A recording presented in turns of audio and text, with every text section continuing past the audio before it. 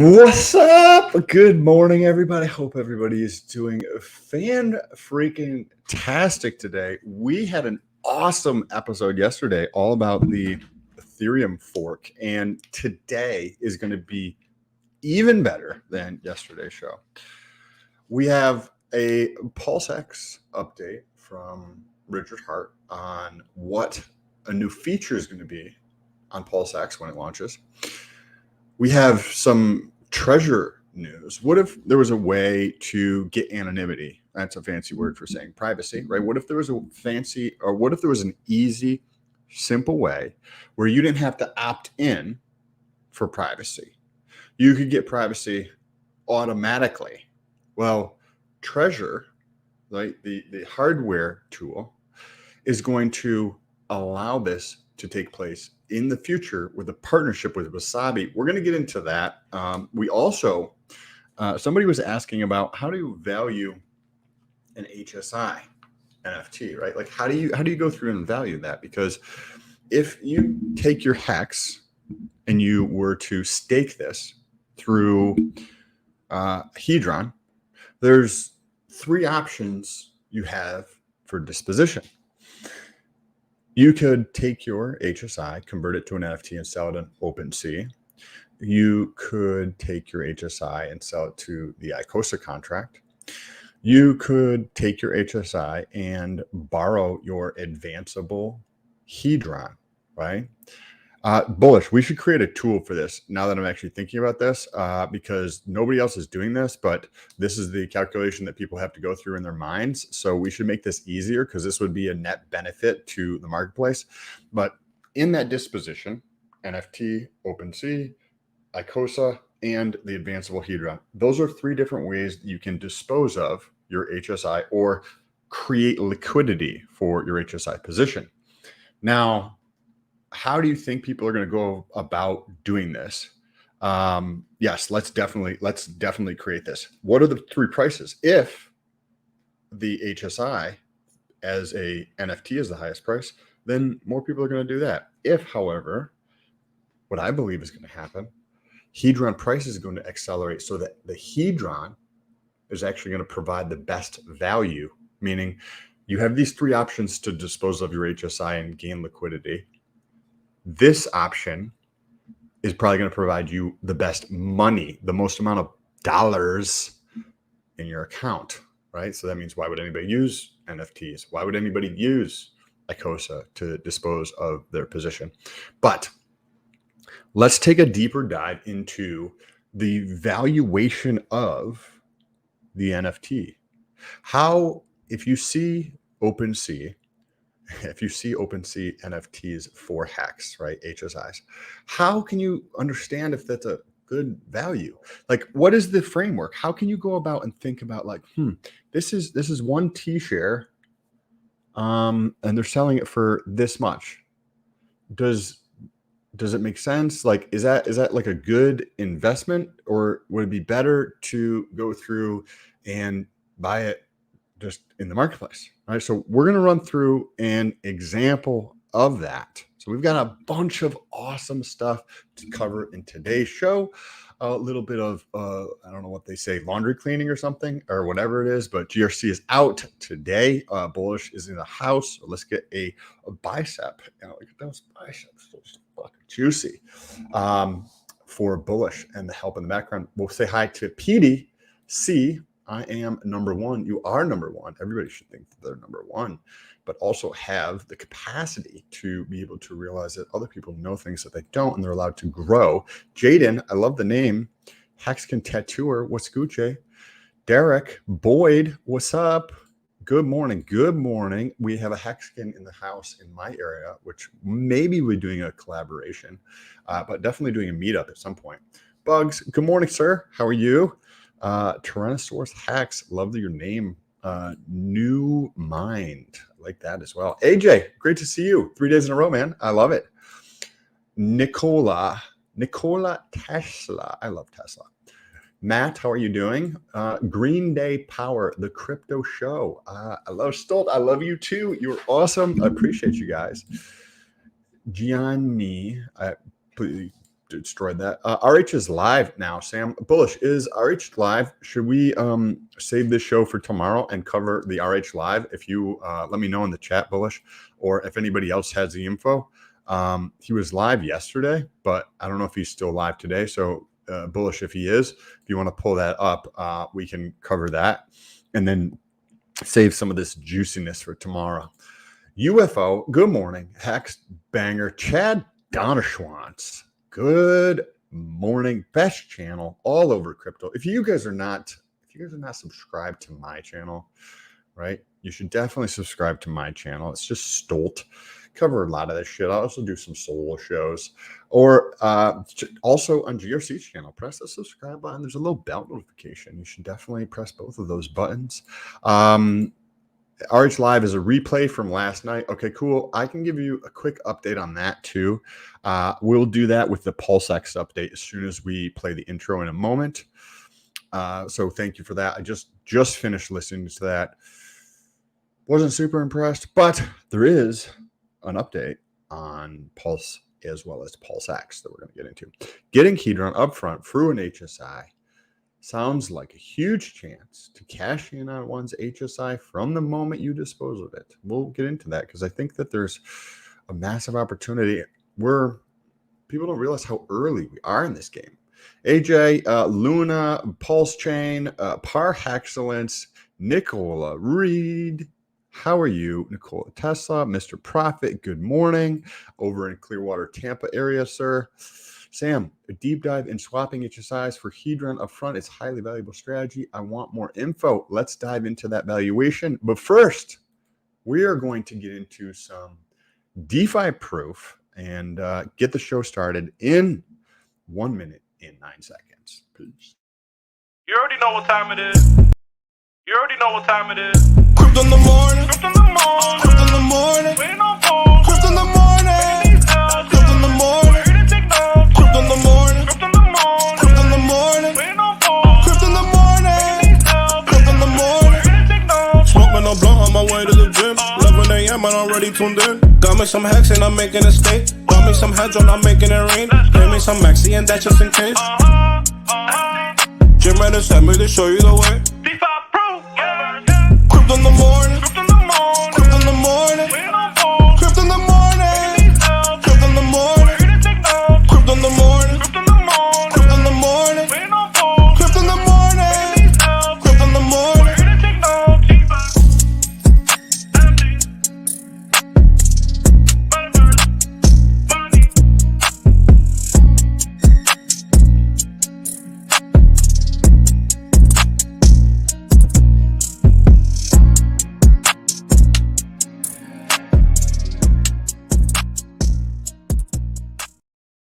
So I hope everybody has had an awesome week. This week has been fantastic for me. Got a lot of stuff going on in my personal life. So let's just dive right into this. I just came back from the gym, right? And I was listening to the RH stream yesterday. If somebody wants to drop the link in the chat here, we can pull it up, but I think it was on KSB TV's YouTube channel where it went on for about an hour. And it wasn't just him pontificating about how fucking awesome he thinks he is, right?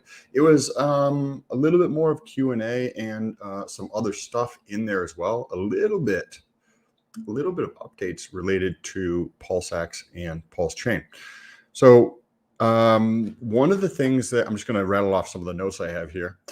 One of the big updates, well, basically the only update that I could find in that is that Pulse Chain, the thing that they're currently working on is some bug fixes, right? They believe that there is some bugs in BSC that were also going to be in Pulse Chain, and those are getting fixed.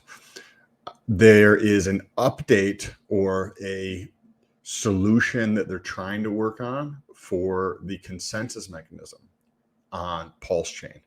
Did not get into any of the details on that. I'm not sure how that is actually working or what the dealio is with that. We have the merge taking place pretty soon.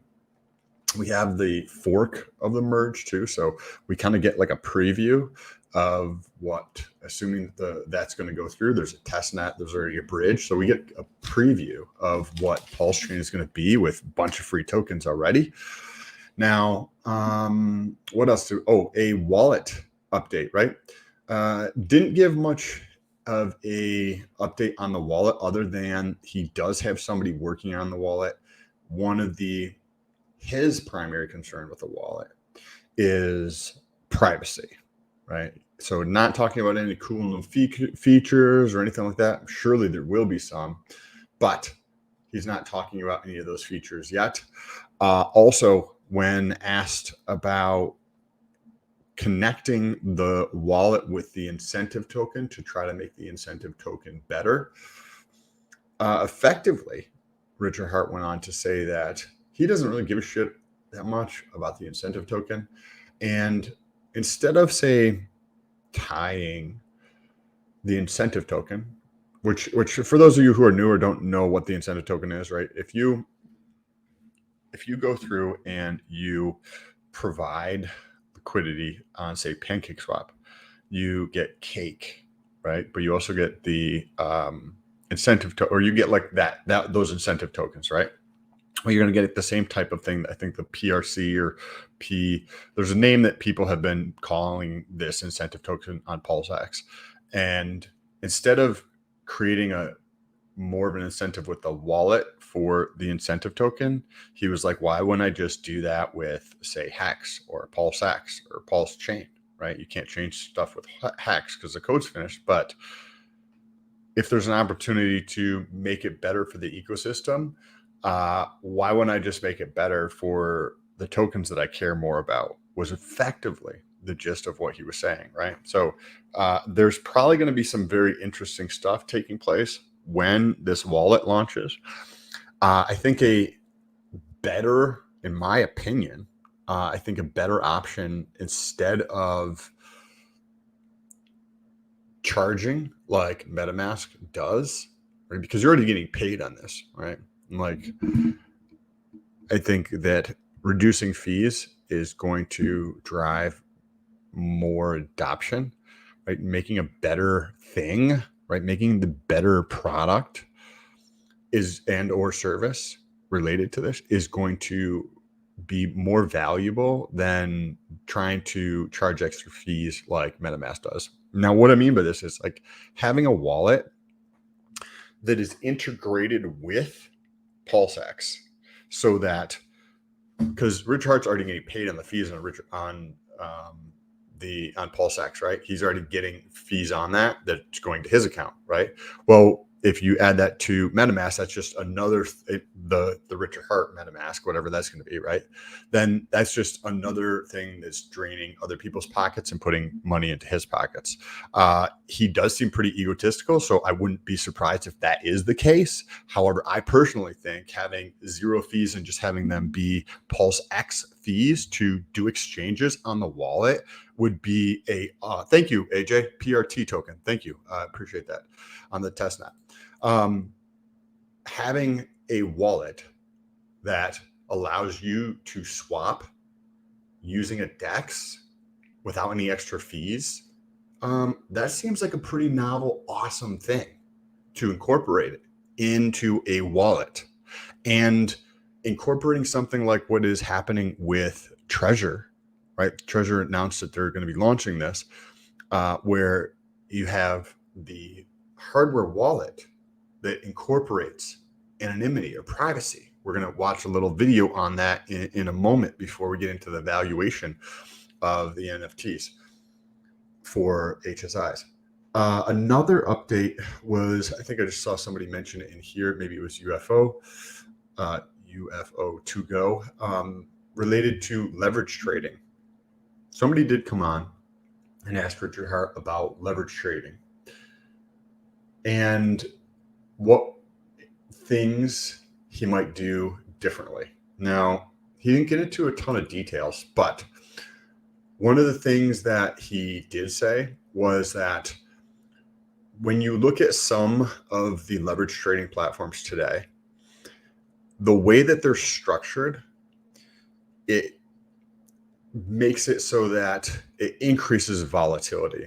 And one example that he referenced was, if I have leverage and I am getting close to liquidation, or say I have a large position and part of one of the positions is going to be liquidated, what they would do is sell the entirety of it instead of just selling a portion of it, which then increases volatility of the system, which according to him, because I haven't looked further into this, so I don't know if this is accurate or not, but the volatility is basically what they're going to be getting paid on those platforms, right? The people who are behind the platforms. So doing something different around the incentives or how it would be structured, so there'd be a scaling associated with leverage so that you wreck less people, right, from using leverage in crypto. So there wasn't a terribly big thing on there. He seems more guarded around ideas and doesn't want to, like, he thinks it's probably like, a bad thing to talk about ideas and thinks other people are going to steal them, which I don't necessarily agree with, but that's their prerogative. There's a lot of people in business that do that kind of thing, and there's a lot of people in business that are very open about certain things, but that's how he seemed to come across on that a little bit. The update in terms of features, though, was that Pulse X is going to have limit orders. So that is awesome.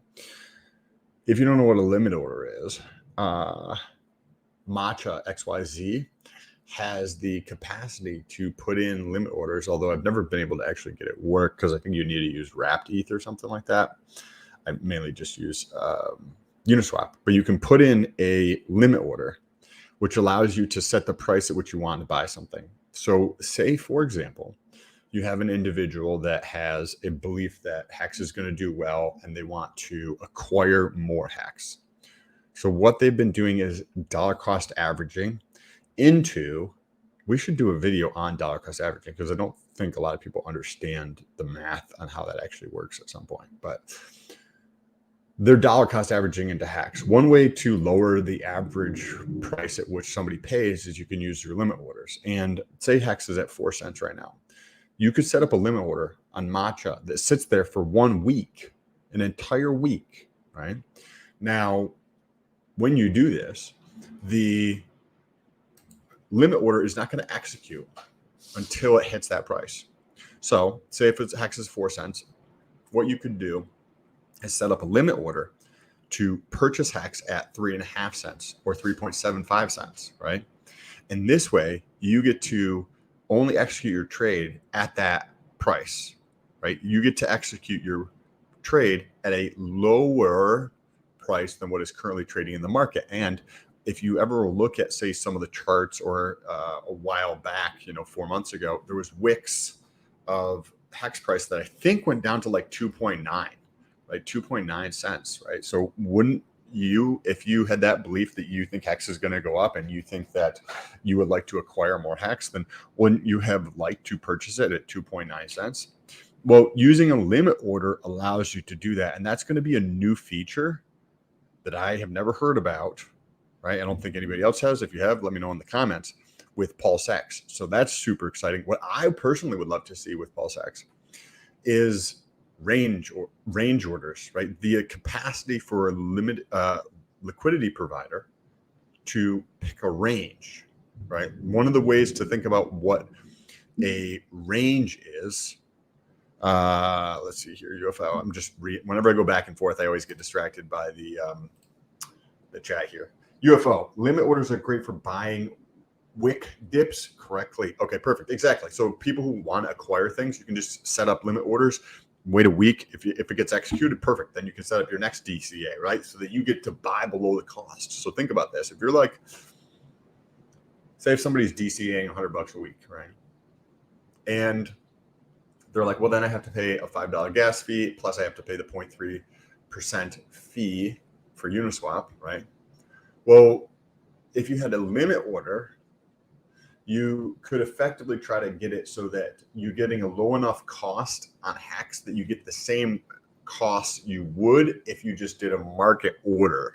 because you're buying at a lower average price. So you can get more hacks when you include the fees for Uniswap and the fees for Ethereum. Great way to actually open positions or close positions. Now, I'd love to see range orders, and I would love to see range for liquidity providers on PulseX. However, the only DEX that currently has this, unless I'm not aware of it, is Uniswap V3. And then when they created this in May of, I think it was 2021, they put a license on this that expires in 2 years. So if, hypothetically, PulseX and Pulse Chain launch next May, and it sounds like they're going to launch next year in terms of like when Richard Hart in the video I watched yesterday, one of the things he was talking about after talking about where the current like kind of state of the market is relating to like Grayscale and some other things. You mentioned, so let's take a look in terms of a thought experiment, what's going on next year, right? 2023. And then he mentions Pulse Chain and PulseX, right? So I personally think that Pulse Chain and PulseX are going to be ready to launch next year, or possibly sooner, but I don't think it's going to, I think they're going to probably launch next year. Now, the point of that is if Pulse Chain and PulseX launch after May of next year, the license for Uniswap V3 will be open source, meaning the team could grab the code or license it. I'm not sure how that would be, but it'll be open to use on PulseX, so that PulseX could have the range capacity for liquidity providers. Meaning, one way to think about creating a concentrated position on Uniswap is if you have one of those like festival boxing gloves, those gloves that are gigantic, it's like a Hulk hand, but it's mammoth, it's got all this padding and stuff inside of it. Well, if I have one of those on and I punch you, it's not going to be that bad, right? Because it's got all this padding in there. It's like a giant airbag, so to speak, so that it takes out a lot of that blow. Well, that's like providing liquidity on PulseX. That's like providing liquidity on any other DEX, right? Including PancakeSwap. You're providing liquidity with this giant boxing glove. So you're not earning a shitload of fees. You're earning fees, and you're earning more fees than you would and making a higher return than you would in Legacy. But it's really, really spread out. Now, concentrated liquidity, this is why I want this with PulseX, is because if you have concentrated liquidity, that's like me taking that glove off and me punching you like that. It's going to hurt a lot more than with this giant padded glove. So when you have concentrated liquidity, you can earn massively higher returns. It makes the market more efficient because then you have more liquidity where the market price is, and it allows for range orders. So it's a very innovative thing that I think would be massively helpful to attract more capital to PulseX. Because when you think about the success of these platforms, it's about adoption and users, right? Well, even if PulseX launches, and if I can earn higher returns than Uniswap providing liquidity, you think I'm going to go to PulseX or Uniswap? I'm going to go to Uniswap. Fees, I can earn more fees. Why would I go over to PulseX, right? So I would love this to be on PulseX. But that is enough in regards to the update related to Richard Hart's talk and Pulse Chain and PulseX. It is extremely stormy outside right now, so hopefully the audio is good here. We're going to get into Treasure and the privacy that you could actually get on your Treasure. We're going to pull up a video. But first, we're going to get into an article. And then in a few minutes after that, how would you like to know if you could look at what is taking place on OpenSea and understand if those NFTs for your HSIs on OpenSea were a good deal or not a good deal, right? We're going to get into that in a moment. First, let's pull up the article on the Treasure and Wasabi partnership. So Wasabi is a wallet that is primarily used for Bitcoin, right? This came out yesterday, I think this was. Yeah, actually, this is today, September 8th. So breaking news. I should have music here, right? Treasure and Wasabi to implement a coin join mixing scheme into hardware wallets. This is awesome. This week, the hardware wallet manufacturer Treasure and the non-custodial Bitcoin wallet with a built-in coin join mixer, Wasabi, revealed the two teams are working together to introduce coin join mixing into hardware wallets. On Sunday, Wasabi tweeted, hardware wallet coin joins are coming next year with our friends Treasure. So this is exciting, but then it gives us the question, what is coin join? How does all this work? So I found this video here that we're going to run through where he actually goes through and describes this. This is related to Bitcoin because that's what Wasabi is. Wasabi developed this coin join, the anonymity for Bitcoin, right? And this dude goes through and has an example of this, but it's going to effectively show us how this would work. Think about this. What if you didn't have to use Tornado Cash to give yourself privacy? Because you're using Treasure hardware, which provides you privacy to start with, so that you don't have to cover up effectively your bank statement, right? Because what is crypto going to be in the future? This is going to be where the vast majority of transactions happen. And if everybody gets to see what everybody else is doing, I don't even if you're like straight up and up, like I don't still want everybody to see. Well, I don't want you fuckers to see where I'm sending all my money. Period. Right. So there's certain transactions that will be like, okay, cool. I would rather not have these be public knowledge of exactly what I'm doing. Right. And so having something like this would be super valuable to the ecosystem of crypto overall. So without further ado, let's get into this video, and then we're going to touch on some comments. Hey everyone, is using various implementation tutorial first. And Bob has a 1 Bitcoin UTXO in his wallet and wants to send 0.5 Bitcoin to another user on the network. In a normal transaction, Bob would create his own transaction with his wallet that would send a new 0.5 Bitcoin output owned by the receiving address and another 0.5 Bitcoin UTXO that goes back to his wallet as change. Now, this simple example is omitting minor fees, but that's something that also occurs as part of the transaction. So with all of these transactions that are generally done between from one user's wallet to maybe multiple other users' wallets, it's very easy for chain analysis to be done to track the flow of coins. So coin joins can be used to help obscure the flow of funds between users and make it less possible to track who is sending what. So what coin joins do is they combine many users' inputs and outputs into one gigantic transaction with many equally sized outputs. And when I say equally sized, I mean equally sized in value. So for example, a coin join transaction might have many outputs of 0.5 BTC. This makes it difficult to trace the flow of coins between users because you can't distinguish between all of these different outputs in the same transaction that have equal value. So let's look at a simple example of a coin join transaction. In this case, maybe Bob has his 1 BTC UTXO, and he's going to consume that entirely and shuffle his coins in this coin join transaction and get back to 0.5 BTC coins back to his new addresses. Another user has a 0.5 BTC input and simply shuffles that 0.5 BTC back. And we have a third user in this case that's actually sending that 0.5 BTC to another receiver. But you'll notice for all of these users, they have a few different sized inputs, but the transaction produces 4 outputs of 0.5 BTC.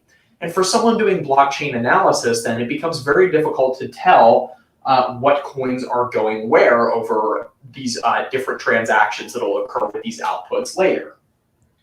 Now, there are some concerns with coin join that are important for making sure that this algorithm works well. And there are many other points that I'm also not going to make in this tutorial. This is a fairly complex topic, and it's very important that coin joins are done correctly by users in order to preserve their privacy. The one concern is you generally want to avoid change. So it's best when you're doing a coin join transaction to consume an entire UTXO to then send to a receiver or potentially shuffle back to yourself as part of these many equally sized outputs. When you have normal change that is distinguishable because you, for example, sent 0.5 BTC and then had a quarter BTC come back. So one thing that wasn't defined in this video, it's similar-ish in some ways to say how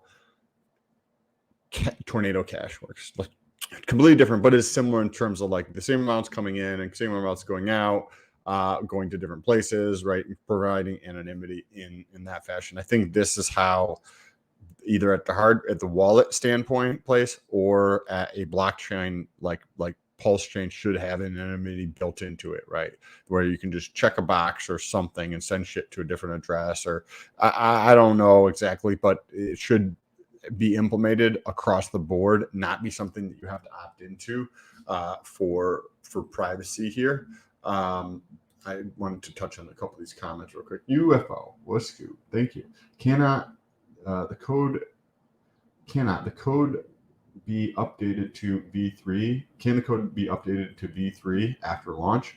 Remember, PulseSec only needs one side of liquidity due to POC's airdrop will attract massive liquidity. Hopefully, right? Hopefully that is accurate, right? Hopefully there's going to be enough adoption so that people do that. Because what's the other thing people will do, right?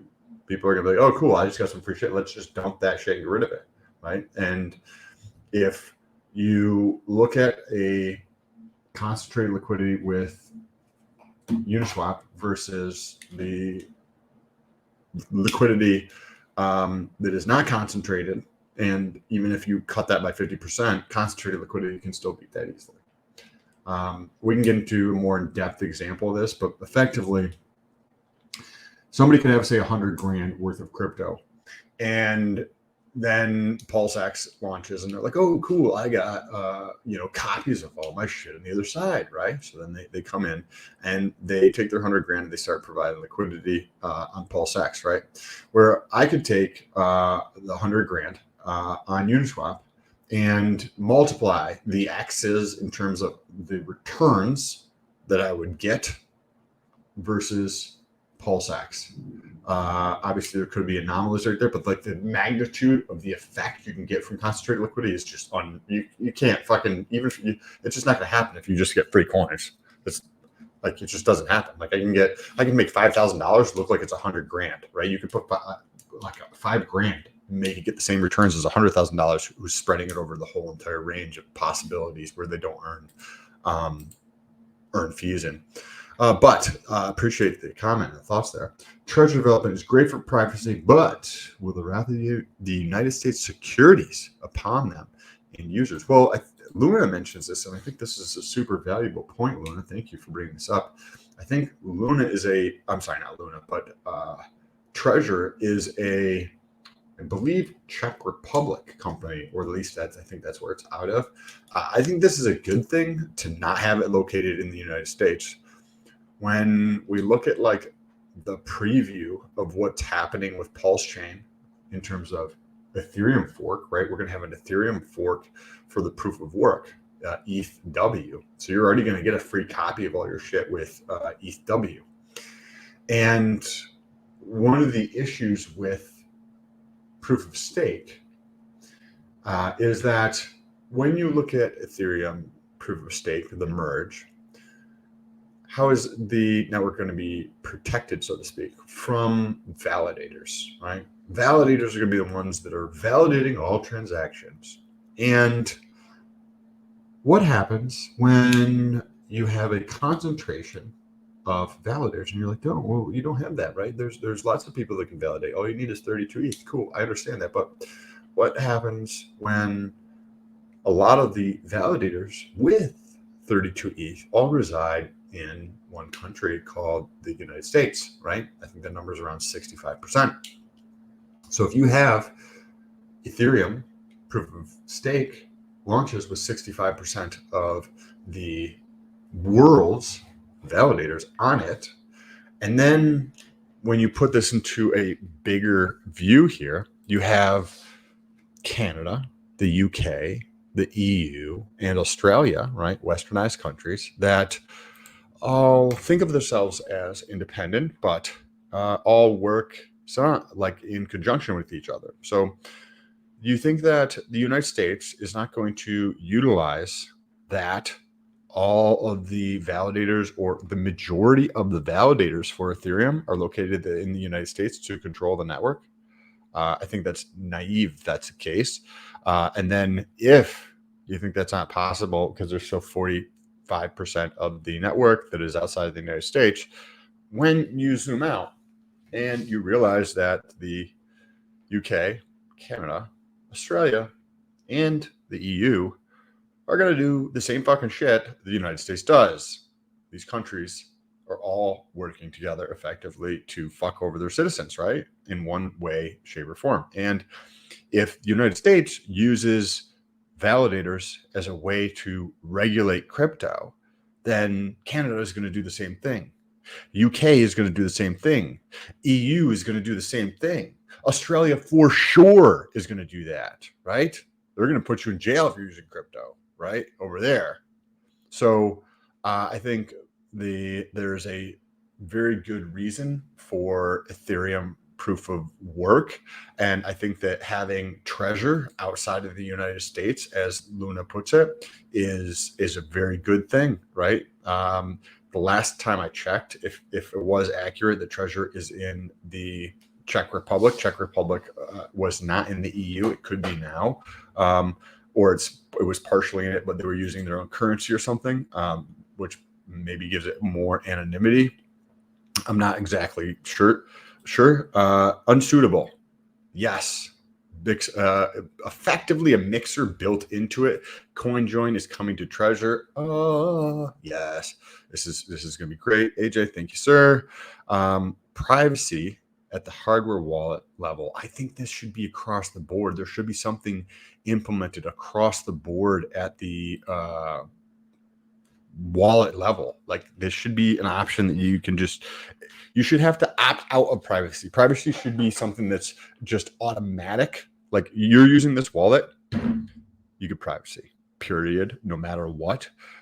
You don't have to like opt into the privacy. And if you look at human nature, like the psychology or people's behaviors, you have people who stick with the status quo. That's the term or phrase that people use in psychology to describe this thing that people do. If there is this path that does something, if there's a better option to do something, people will just continue doing what they're doing because that's what they have been doing. Simple, stupid as it sounds, that's what people are going to do, right? That's why there is opt out for 401ks here in the United States, because they know if they do opt out, more people will join it, right? What does that more people do? It puts more money into Wall Street's hands, and then who gets paid? Wall Street gets paid, right? Taking money out of your hands, right? That's why I don't have a 401k. It's a silly thing. Concentrated liquidity still diluted your share of trades, in my opinion. I don't know exactly what you mean by that. The 5 eyes controlling validators will definitely fuck people and the network if they can or extend the operations. I completely agree. But let's get back into this video here. He had mentioned OTX. I'm sorry. I think it was OTXO, I think it was, which if I'm looking this up right now, it's unspent transaction output is what that stands for. Unspent transaction output. I just wanted to define that before we finish this video. Back to you. Those change outputs can be traced in future transactions. So someone would at least know that you were part of this CoinJoin. Also, the more the merrier. The more people that participate in a CoinJoin transaction, the greater the size of what is called the anonymity set. And so if you have 3 users doing a CoinJoin, It's less secure and less privacy preserving than 10 users doing a coin join because it simply obscures the addresses more and more and makes the chain analysis harder to do. Now, a final very important point that I want to make about coin joins is coin join itself is a pretty broad sort of algorithm. And the one very important problem that coin join does not solve is how to actually find other users on the Bitcoin network to do these coin joins with. That's up to the individual implementation of a coin join style algorithm. So let's talk about some implementations then. Well, the first sort of implementation that came about on the Bitcoin network is not a very good one, and that is centralized mixing services. There are many problems with using a centralized, trusted mixing service to try and preserve your privacy. The first is many of these were simply scams and would steal users' coins outright. And the second is when you have a centralized mixing service, it's possible for chain analysis to be done to at least see which outputs are created by the mixer, and those coins are often blacklisted by exchanges and other services that users might want to use. So centralized mixers are a bad idea. Don't use them. Now, there are several decentralized and trustless implementations of coin joins that are much better that have been developed. And it largely depends on what network you wish to transact on as to which coin. I think that is enough for this guy in here, but basically, because I think he's going to get into some older technology that's not necessarily relevant to today and how we move forward. But I'd love to hear your thoughts on this. I think privacy is super, super, super, super duper important, and we will see it at some point going into the future. But for the future for us, I think we should get into how to value an HSI. If you go over to OpenSea, you have this is the NFT, right? It says encapsulated by Hedron, and it says hex stake. It has this cool fucking thing here, right?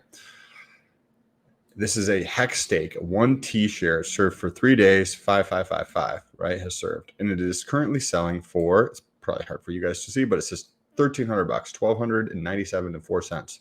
So is this a good deal, right? Does it make sense to purchase this, right? Does it make any sense to buy these from here? So I wanted to put together a little bit of framework on how we could actually take a look at these things to see if it makes any sense to buy these, right? Does it make any sense to purchase these OpenSea NFTs, or should we just go to the market and buy it ourselves? So I put together this spreadsheet, right? Now, the data from here is either coming from the market or it's coming from the OpenSea listing for these, right? So we're going to run through this example here.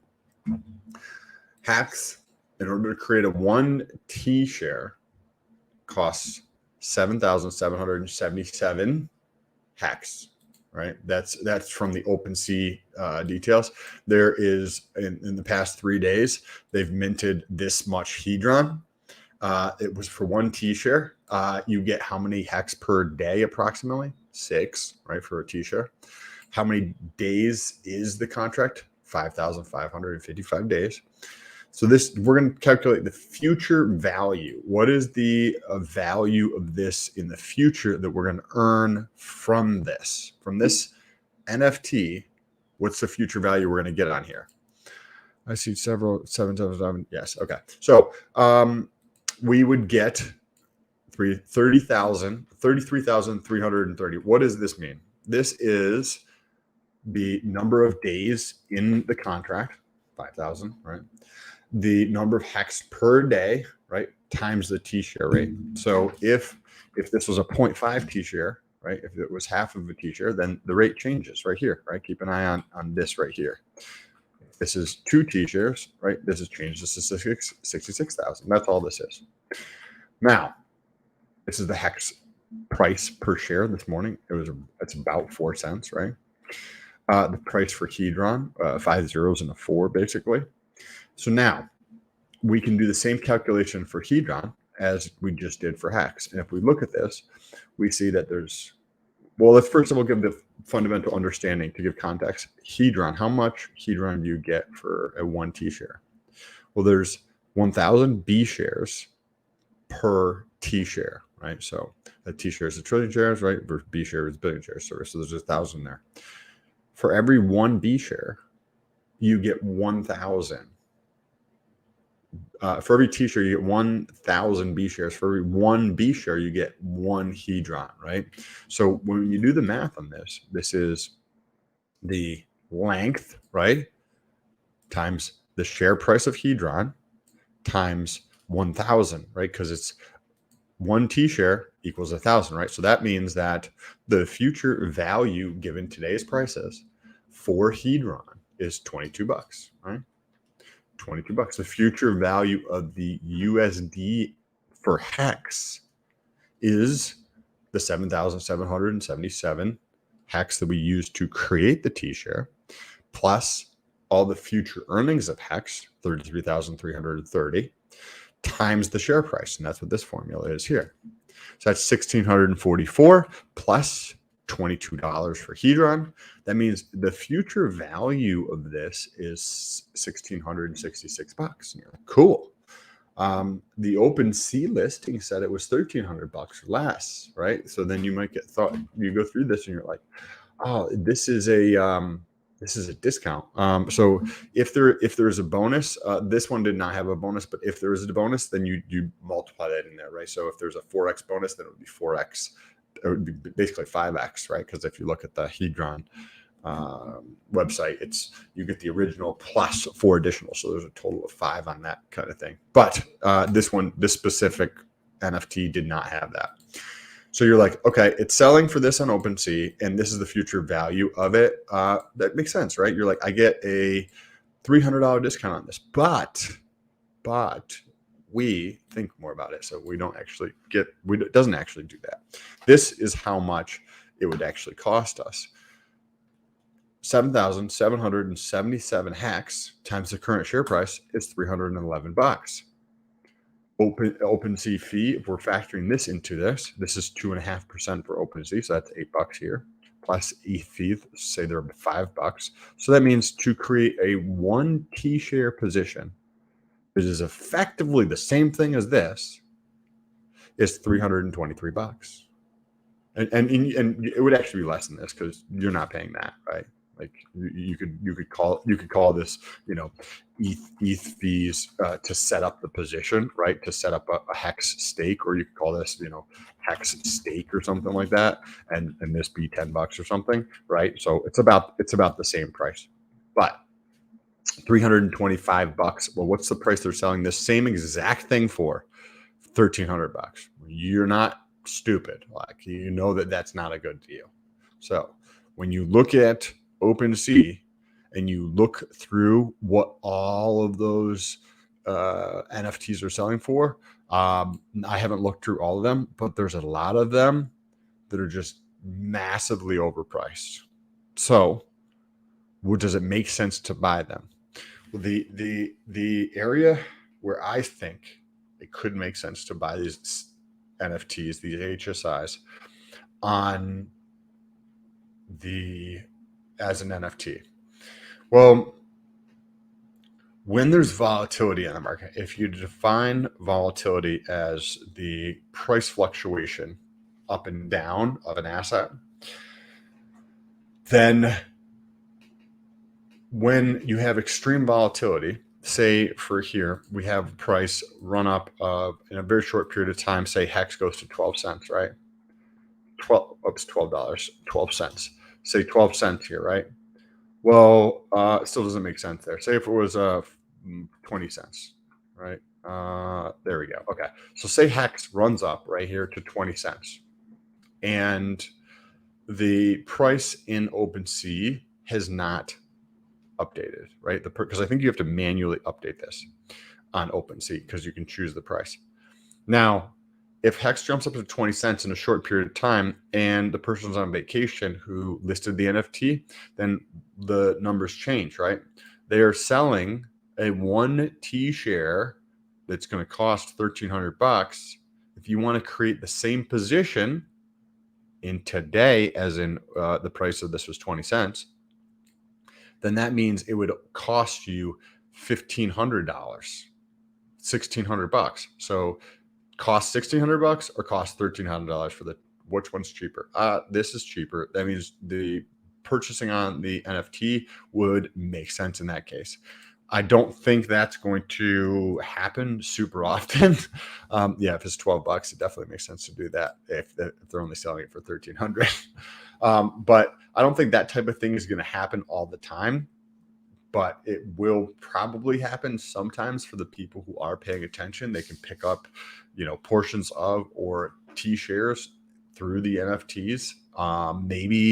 Maybe the pricing differential is going to be more apparent as more users come on, as adoption increases. Maybe something changes in that realm and it becomes more advantageous to do the NFT route.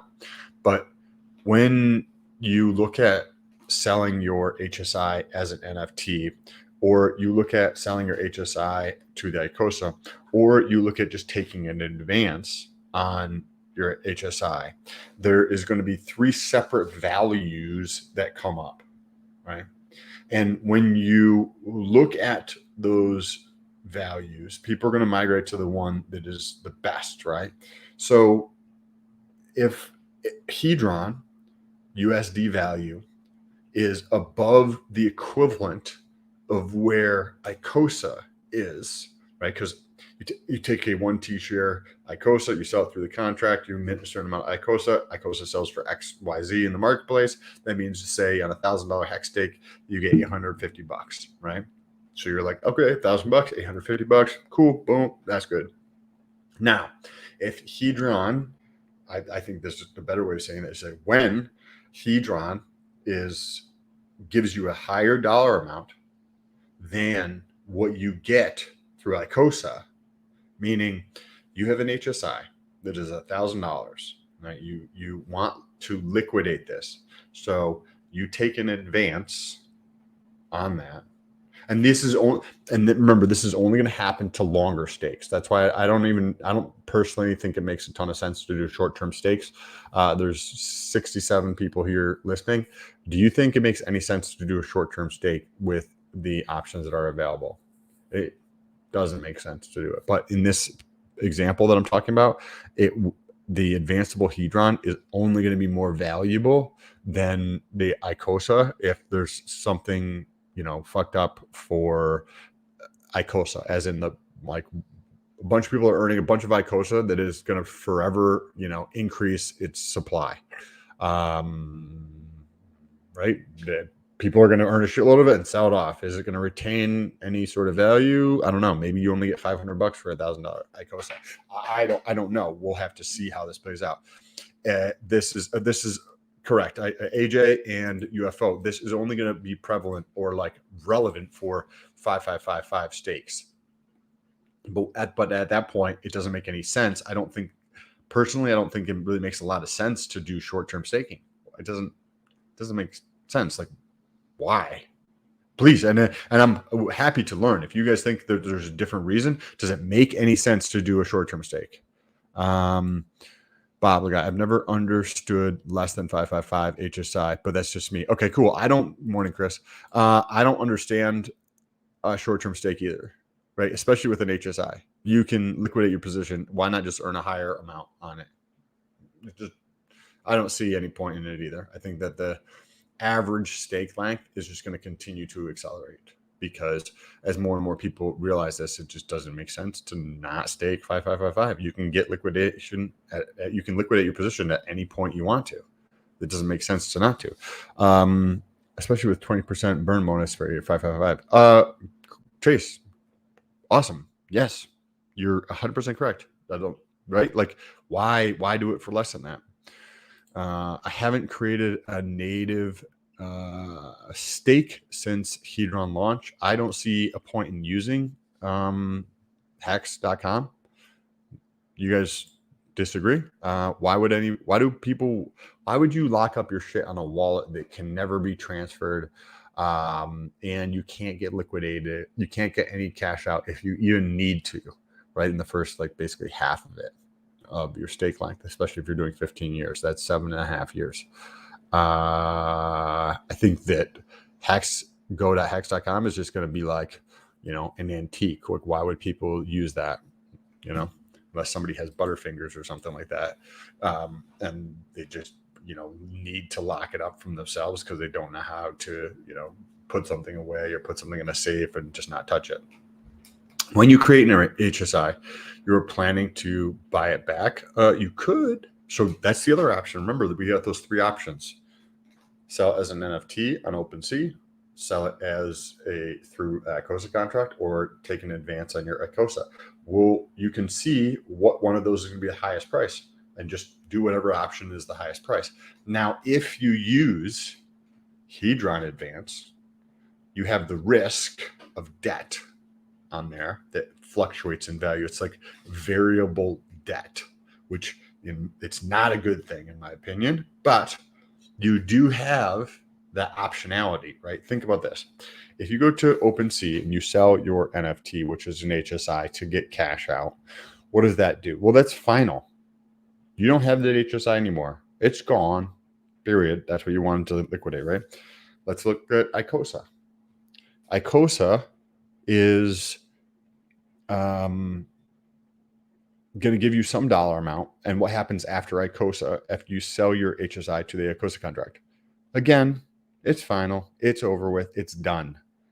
What happens if you take an advance on your HSI using Hedron?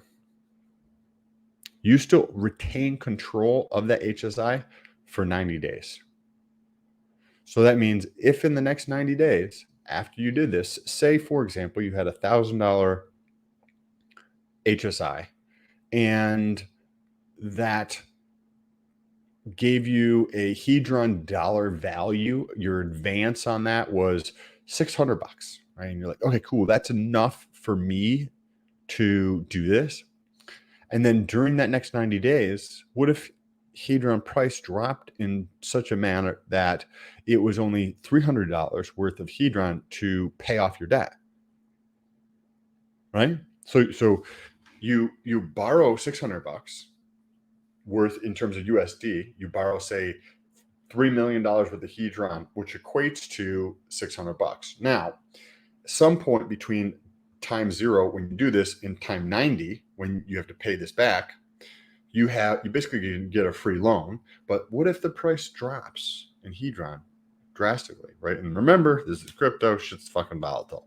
So if that price drops by 50%, then that means you could pay off your debt, which was $600 at time 0, and now it's only worth $300. If you could pay that shit off with $300. Now the same thing works in reverse. Hedron could go a double in value, but you're like, okay, cool. I already took out my value anyway, right? And that means it would go from, say, $600 to $1,200 to pay that back, right? On a $1,000 hex stake, that's not going to make terrible ton of sense to do it. You might as well let it go to the liquidation market, right? Let's check back at the comments here. Thank you for the comment there, Antes Del Sol. Appreciate you. UFO. Sam, any chance you can show a real-time HSI swap for Hedron with prices or Hedron return without fixing yourself, Nate? Possibly in a future video. I'd have to set something up on this computer because I don't use this one for crypto. But possibly in the future. Alex is very talented and the audits agree, but no piece of software is proven secure except by TLV over time. Cool. Yes, the time is the ultimate test of security, right? You're like audits or this, that, and the other thing. Time, right? Time is the ultimate test there. I think that Bob has a very good point there. You don't need the NFT anymore with ICOSA. Cool, unless ICOSA gives you $800 worth of value and the NFT gives you $950 worth of value. Then I would do that in NFT. Right, but it is more complex to do that. So, Luna, the average retail user and OpenSea has no idea what an HSI is. 1,000% correct. The only people who are going to know what HSIs are on OpenSea is you guys and myself, right? Some people in this community. Bob, it's a very low percentage risk in my opinion, but an HSI has additional software risk that Hex native has already been battle tested through those successfully. I agree. I agree. If you think that what Bob is saying right here, in my opinion, is that would be the reason to use go.hex.com, is because it is more tested. It is less flexible, which means less code risk or like smart contract risk, right? Like, I completely agree with that 1,000%. That didn't make sense. I didn't make sense. Let me elaborate more. You can, please, JJ. You can short Hedron by swapping an HSI. Yep, 100% correct. Yes, that is what you could effectively do, which would be interesting. I want to talk about this a tiny bit more. Good morning, RH. If you were to go through and use HSIs as collateral, and I'm not saying anybody should do this, right? This is a very risky strategy, but you can do it. You could use HSIs as collateral. So say if you had collateral that was $1,000, it's not going to make sense at $1,000 unless you're just playing the market. But if you really want to manipulate the market and you have the capacity to do so with a large amount and or the media narrative, right? You could use HSIs to borrow Hedron by taking advances on those. That is effectively a short position on Hedron. Then you could take all that Hedron and you could try to manipulate the market to drive the price down, either by changing the narrative and or just continuous selling of all the advanced Hedron you just got. I do think that is definitely a possibility. UFO, I don't think a lot of people in the community understand how to short things, or I don't think a lot of people in this community will short things, just because it takes a much deeper understanding of finance and shorting and the risks involved, and I don't think a lot of people will end up doing that, but it is 100% possible, and I love that is possible. Not that I would do it, but it is fucking awesome. You don't have to sell HSI on open market, OpenSea anymore. Correct. What about Max? SEC saying all crypto should be security talks BS or security talks BS. How is that going to happen, right? I don't see that as like a real thing that will actually take place. The SEC wants crypto to be security. Why? Because then I get to regulate it, right? If I have control over something, then that is beneficial to me, right? Because I have control over it. Right? Like if you guys want to sign your houses over to my LLC and then I can control your house, like, right, I'll still let you live there for free. Right? You just got to pay all the bills, right? But I control that through the regulation of your house, because now I have basically, this is like obviously an example related to the SEC, but they just want to expand their power. They don't want to actually fucking protect people. They work for Wall Street. They don't give a fuck about you or me. At all. You know how much insider trading happens, and if you're in the United States, your government is just scum. And like they get fucking Nancy, like whatever her fucking name is, Pelosi. Great show. Thank you. I appreciate support, human tax officer. Unsuitable. How does selling an HSI to ICOSA work? As in, how much value does one get? Good question. So the first part is what you need to. First part is you have to convert your HSI to an NFT, which is done through hedron.pro. Then you take that over to the ICOSA.pro, I think it is. I think it's ICOSA.pro, and you can get the value there. It fluctuates based upon how much Hedron is burnt. So depending on how much Hedron is burnt, that will give you the amount of ICOSA that you're going to be able to mint, and then you can compare that with what is available in the marketplace, right? And then you could go check and see There are people buying NFTs on OpenSea. So then you can go see, hey, how much do I think I could honestly get if I listed this on OpenSea? And you could compare those two numbers. And then you could also compare them with the advanceable amount of Hedron given your NFT or whatever. Maybe we could run through an example of actually doing that at some point. Very fulfilling group chat tonight, Sam. Many thanks and applause. Hey, I appreciate you. Appreciate you. It sounds like you're in Australia. What's up? It's morning over here. Gary Gensler is overreaching. I don't know who Gary Gensler is. That a regulator? They do not care about you. I agree. I think that is a regulator, and they don't care about you. They care about their friends and themselves.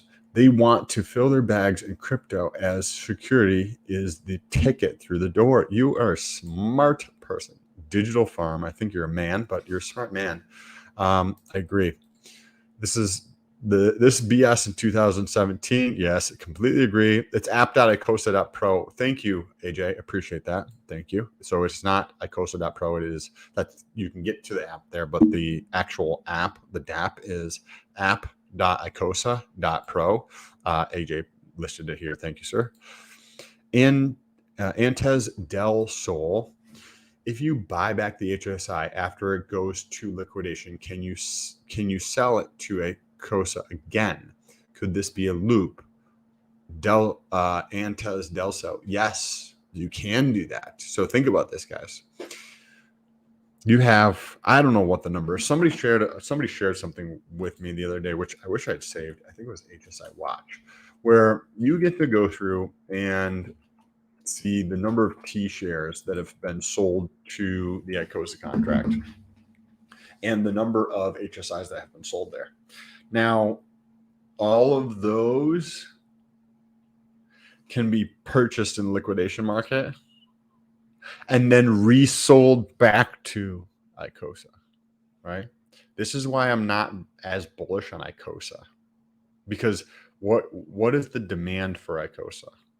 Demand for ICOSA is the yield, right? So if you can earn a yield, but if you have the inflation rate of ICOSA, you would think could go down over time, right? That would be the idea, that ICOSA is going to go down because if you figure the lowest amount of burn of Hedron is right now. In the future, you're going to have additional Hedron of which is burnt, which means the rate at which you're going to earn ICOSA goes down, meaning the inflation rate is going to go down on an individual basis. But when you put it in a much more macro sense and you consider users and adoption, what Hex, if you look on Etherscan, has like 311,000 holders. Do you think that Hex has the capacity to get to 4x that number at 1.2 million? Right. Well, at 1.2 million, do you think that the usage of ICOSA is going, because there's so many new users, that the number of people who are minting ICOSA actually increases the inflation rate? I see that happening, right? Even if people continue to use ICOSA and the burn rate in Hedron continues to go up, I think it's still possible. Now, I don't necessarily see that case with Hedron. This is why I'm far more bullish on Hedron than I am ICOSA. If you look at ICOSA versus Hedron, with the inflation we were just talking about, Hedron doesn't have that. So with Hedron, you have the rate of inflation is going to be tied to the B share, right? So the rate of inflation tied to the B share, we know that's programmatically going to go up, right? So that's for sure going to go up, which means that the inflation is for sure going to go down. If you believe the estimates that the T shares, the quantity of T shares goes down over time, right? And if you look at like people who put out fucking estimates on this shit, they believe that the number of T shares is going to go down over time. So if you believe or value what these people say and you think that the number of T shares goes down over time, then that means the number of even if new users come in, right? Because that's where they're created. So even if new users come in, because they're getting more and more expenses over time, the number of them decreases, right? Where we could have a different issue with ICOSA, right? If the number of users has a 10x, right, then the more people are going to be selling HSIs, then could be offset by the burn of Hedron, right? So we could have a increase in the inflation rate of ICOSA as more users come in potentially. Haven't run the numbers, right? But we're just talking about this out loud. Where Hedron, the number you're like the inflation rate is for sure going to be going down as time goes on. Plus, you can't burn ICOSA. ICOSA is locked up into a smart contract for people who stake it, right? But why are people going to sell their HSIs, right? They're either going to sell their HSIs because they need liquidity, right? They want cash, or they want to put it into this contract because they think the ICOSA contract is going to earn more money than the Hex contract, right? So you can't burn ICOSA. Where at Hedron, if you have a lower market price below where like the fair value is, we've touched on this in several other videos, but below that price, there's a massive increase in the amount of Hedron that's actually burnt.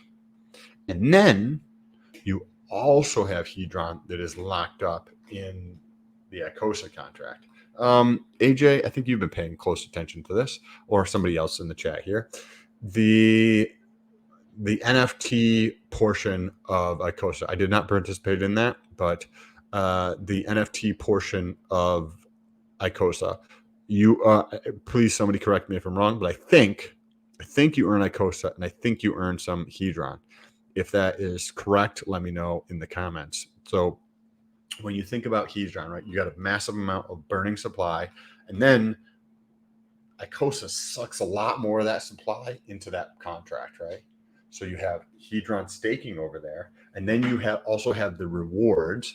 Yes, the Watsa digital farm is the Watsa rewards ICOSA and Hedron, right? So the rewards for the ICOSA are ICOSA and Hedron, right? So you can get more, that takes more off the market, right, in there. And these are going to be locked up for a certain period of time. And then you have the massive amount of burning that's happening. So ICOSA will increase in supply for fucking sure. Hex is definitely going to be Hex is definitely increasing in supply. Hedron has the possibility that could be deflationary, especially if we get some swings where when there's liquidations happening, the price of Hedron drops drastically, meaning you need more Hedron to pay for an HSI stake, right? If you have something that's worth $1 and there's $1,000 Hex stake that comes up, then you need 1,000 of those things to pay for that $1,000 thing. Now, if you have something that is 1 penny, right, that for that same $1,000 Hex stake, you need 100x times that in terms of the number of tokens. Right? So the perfect scenario is when you have Hedron tank, right, in terms of USD value, tank on the liquidation. If we have this would be like glorious. This is what I would love.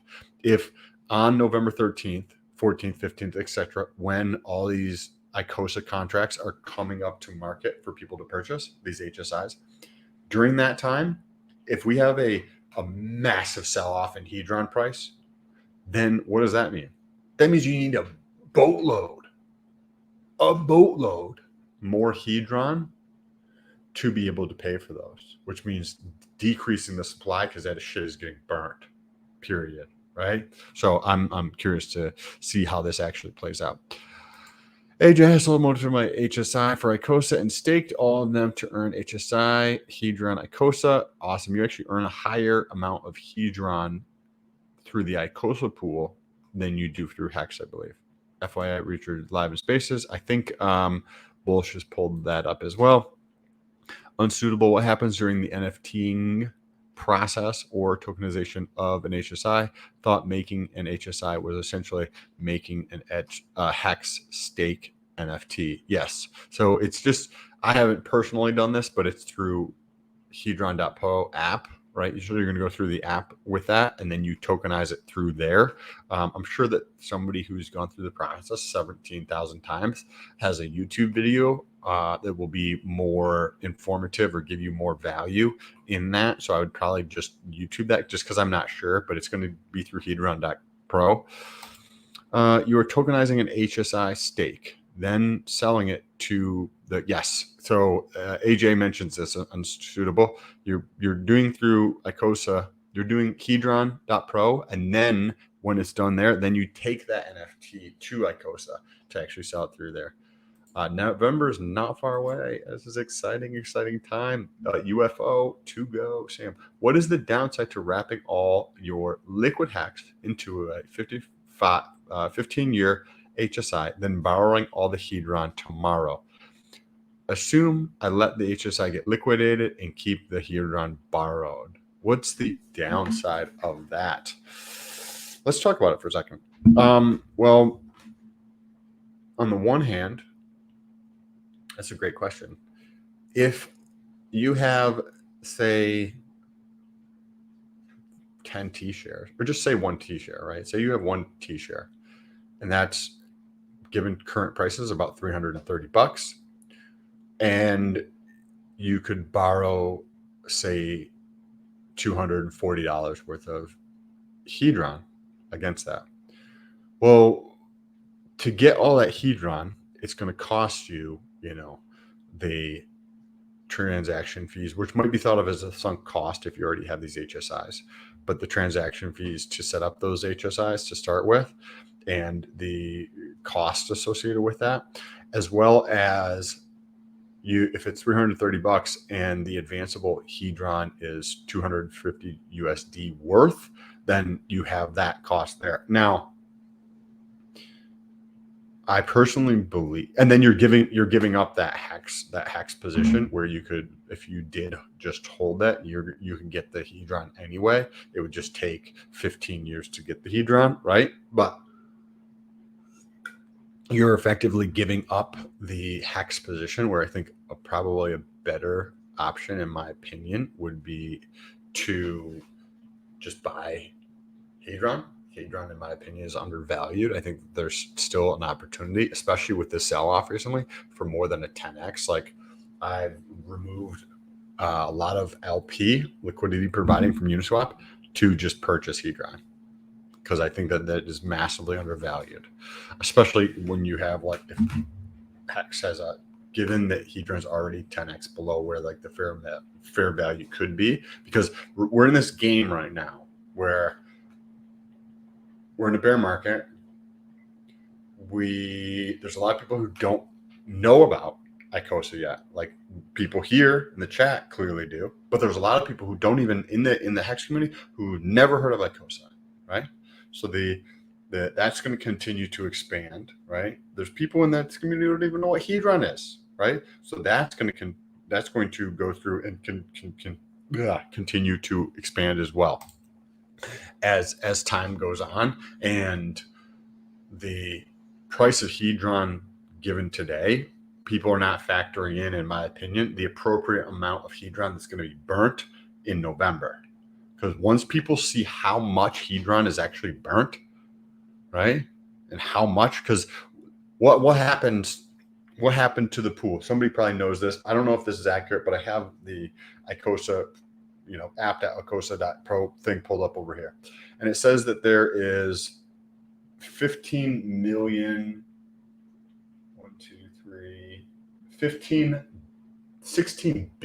Hedron. Is that right? 16. No, this is not right.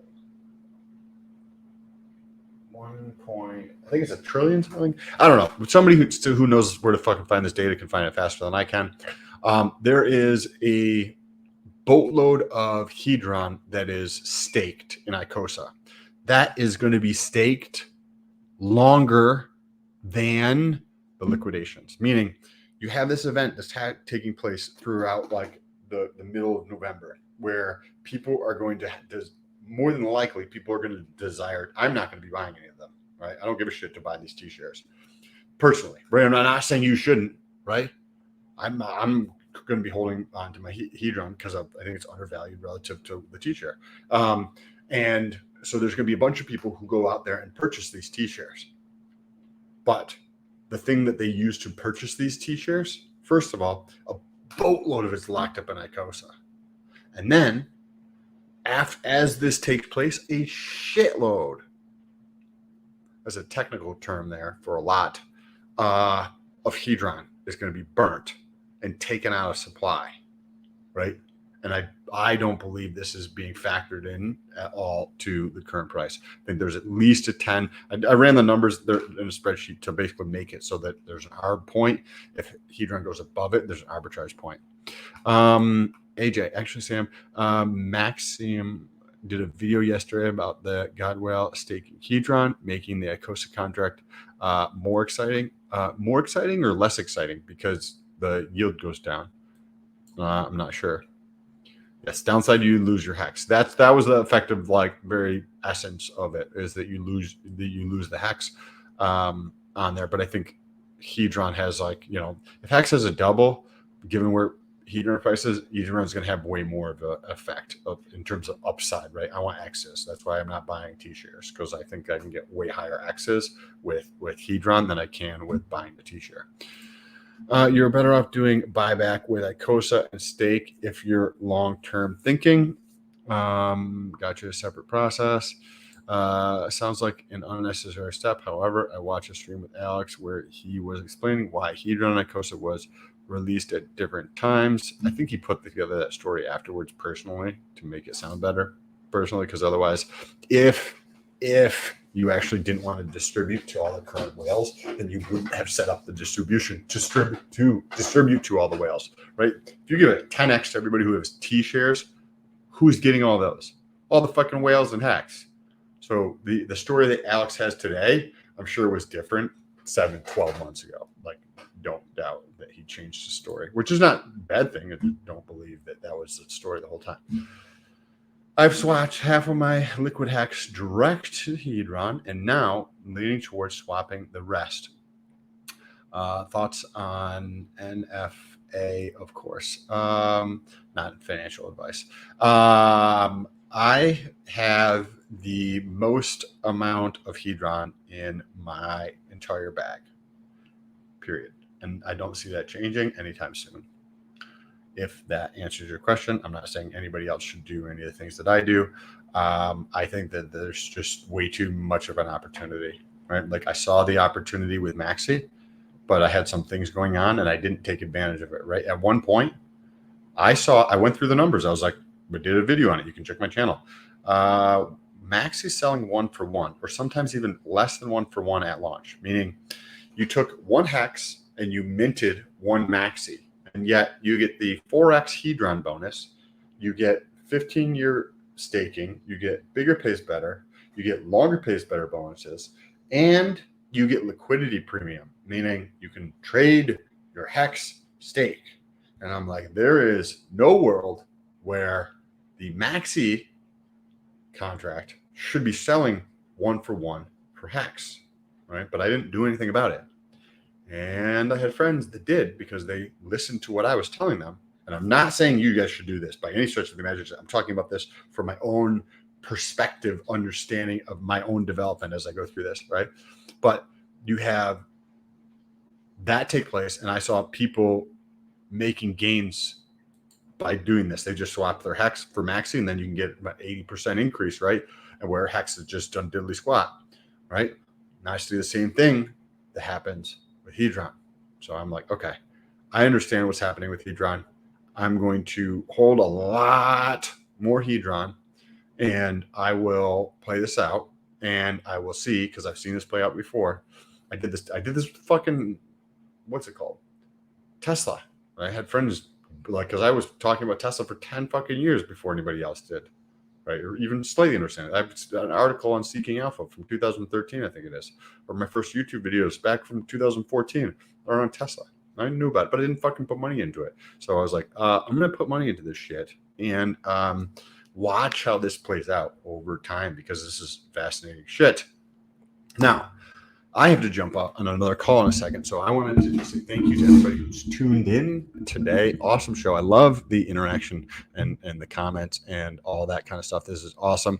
Perfect timing with the merge. Government is coming. Yes, everybody's going to get free tokens with the proof of work Ethereum, right? You get a copy of everything in advance.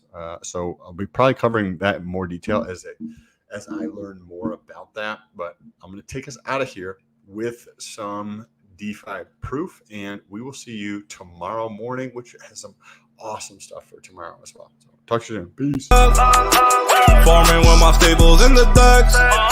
I'm holding IRA and never flex. I'm sticking all this shit on Everest. And I'm balling ECF. Farming with my stables in the decks. I'm holding IRA and never flex. I'm sticking all this shit on Everest. You see, the problem was these epochs.